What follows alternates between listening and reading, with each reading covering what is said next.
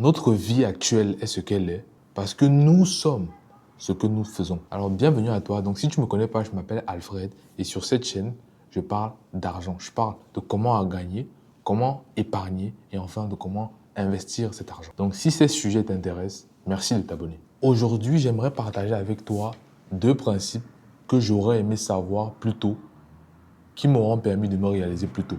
Un champion devient réellement un champion bien avant de devenir honorifiquement un champion. C'est-à-dire quoi? C'est-à-dire qu'il est d'abord champion, c'est-à-dire sa personne, sa personnalité, il développe la personnalité de champion et ensuite, honorifiquement, il obtient des résultats de champion. Alors le principe numéro 1 que je vais partager avec toi ici, c'est de t'habiller tous les jours comme si ta vie en dépendait, comme si c'était la dernière fois que tu avais l'occasion de te vêtir.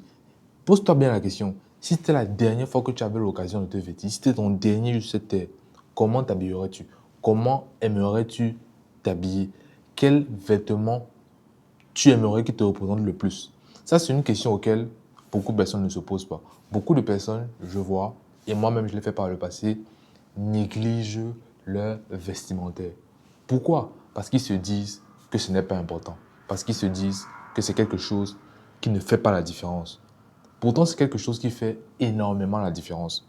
Vous savez, j'ai été très choqué quand j'ai été exposé à certaines statistiques. En entreprise, par exemple, les personnes qui sont estimées comme étant plus belles, comme étant plus entretenues, comme étant des personnes magnifiques, c'est des personnes qui accèdent à des postes de responsabilité plus rapidement. Je ne vais même pas aller plus loin. Regardez juste les élections présidentielles en France. Qui était le candidat le plus beau pendant les 2 années de Macron? Qui était le candidat le plus beau? Une autre statistique auquel j'ai été exposé, c'est une statistique qui dit que les filles maquillées gagnent 21% de plus que les filles qui ne sont pas maquillées. C'est bizarre quand on dit comme ça, peut-être c'est peut-être bizarre à entendre. Mais dans la vie de tous les jours, quand j'observe mon parcours personnel et toute mon histoire, je me suis rendu compte que très majoritairement, moi-même, j'ai très souvent été attiré par les filles maquillées. Et c'est pour vous dire que 90% de mon entourage, les garçons, ont tout. En tout cas, on a toujours ce truc-là, une fille maquillée est plus belle. Et c'est pas parce qu'on le veut, c'est parce que c'est réel, tout simplement. Le maquillage rajoute une couche. Vous savez, beaucoup de personnes vont vous dire c'est artificiel, ce n'est pas bio, ceci, cela. Dans les faits, ça marche. Dans les faits, les pourcentages sont pour les filles maquillées. Les filles maquillées gagnent plus. Et je vais aller même plus loin. Une fille qui se maquille, c'est deux choses. Premièrement, elle a plus confiance en elle. Ça, c'est d'un. Deuxièmement, et encore aussi plus important, elle réussit à gagner la confiance des autres. C'est pour ça que cela se traduit dans les statistiques.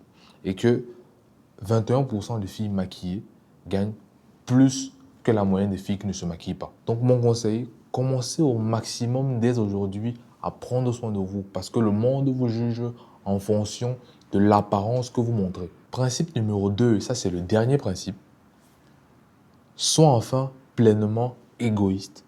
Prends la responsabilité de choisir ce que tu veux faire réellement, impose-toi et surtout assume les conséquences si ça ne marche pas. Lorsque tu auras le courage et le caractère de prendre ce type de décision, entoure-toi des personnes qui ont le même mindset que toi. Entoure-toi des personnes qui peuvent t'accompagner dans ton parcours, qui t'acceptent comme tu es. Et encore plus important, sois radical. Et vous savez, il y a un bon mot pour désigner ce que je vais vous présenter à la suite là. C'est ghost ceux qui ne sont pas avec toi. C'est-à-dire mettre totalement de côté les personnes qui ne veulent pas t'accompagner, qui ne comprennent pas ce que tu fais. Pourquoi vous devez être aussi égoïste et aussi radical? Les deux vont de pair. Pourquoi? Pour cela, je vais vous raconter l'histoire de Jack, qui est un photographe que j'ai rencontré. Je raconte souvent l'histoire sur la chaîne. C'est un photographe que j'ai rencontré sur Paris, qui aujourd'hui fait des shootings à travers le monde et qui, par photo aujourd'hui, par cliché qu'il prend et qu'il vous envoie, voilà, il facture 100 euros le cliché, 100 euros. Donc aujourd'hui, il a filmé plein de stars dans le football, dans la mode. Il a couvert plein d'événements. Il a couvert à un moment donné des matchs de foot, de Champions League. À un moment donné, il a aussi couvert des événements comme la Fashion Week. Bref, il n'est plus à faire ses preuves. Il a déjà, comment dire, il s'est déjà construit un nom dans le domaine de la photographie, comme on dit. Alors, l'histoire de Jack est très particulière. Pourquoi? Parce qu'il est issu d'une famille de juristes et d'avocats, essentiellement. Son papa est avocat, son arrière-grand-père était juriste. Dans toute sa famille, c'est que des avocats et des juristes. Et en fait, il s'est retrouvé dans une situation où il est arrivé en fac de droit. Le jeune arrive en fac de droit, sauf que ce n'est pas ce qui le passionne. Ce qui le passionne, c'est la photographie, et il le sait. Donc, quand il arrive dans ses premières années de fac de droit, ce qu'il fait, c'est que la première année, il s'achète un appareil, il s'achète un téléphone plutôt. Il commence avec son téléphone. Donc, à l'époque, il m'avait expliqué qu'il avait acheté un iPhone 14. Donc, il a commencé à faire de la photo et de la vidéo avec un iPhone 14. Donc, ce qu'il faisait, c'est que il filmait les petits rappeurs de son quartier, il faisait des clips, il prenait des photos. Et tout ça, il le faisait avec son iPhone. Donc, il a commencé à gagner ses premiers euros comme ça.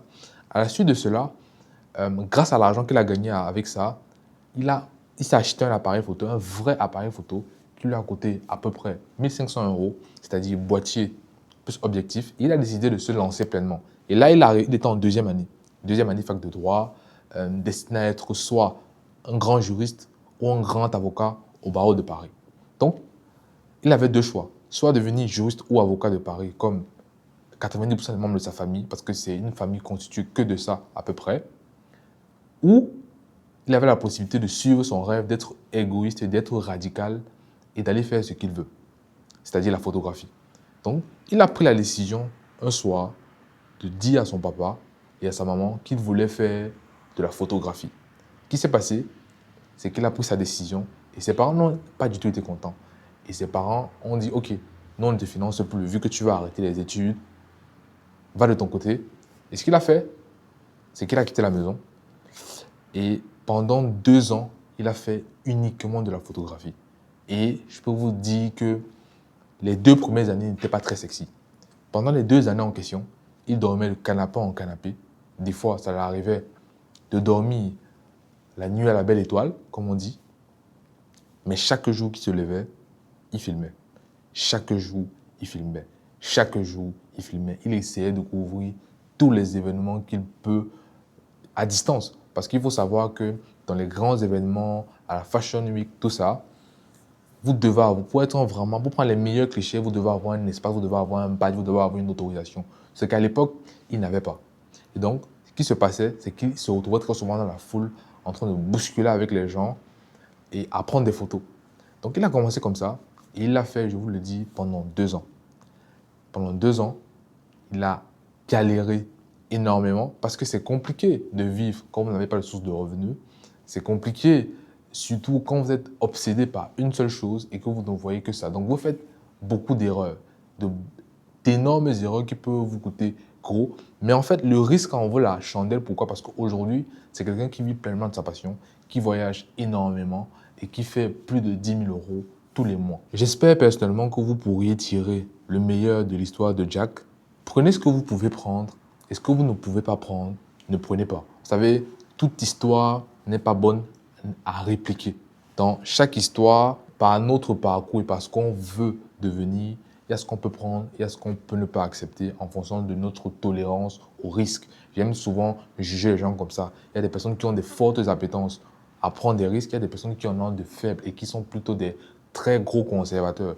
Ce qui est bien avec les deux types de personnes, c'est-à-dire les risqueurs et les conservateurs, c'est que tous peuvent devenir milliardaires. Warren Buffett est le plus grand conservateur de tous les temps. Il est quand même devenu le plus grand investisseur de tous les temps. Elon Musk est la personne qui risque le plus dans le monde. Il est quand même devenu le plus grand entrepreneur de tous les temps. Donc, c'était Alfred et je vous souhaite d'avoir la niaque, d'avoir le grit, comme on dit en anglais, pour vos projets.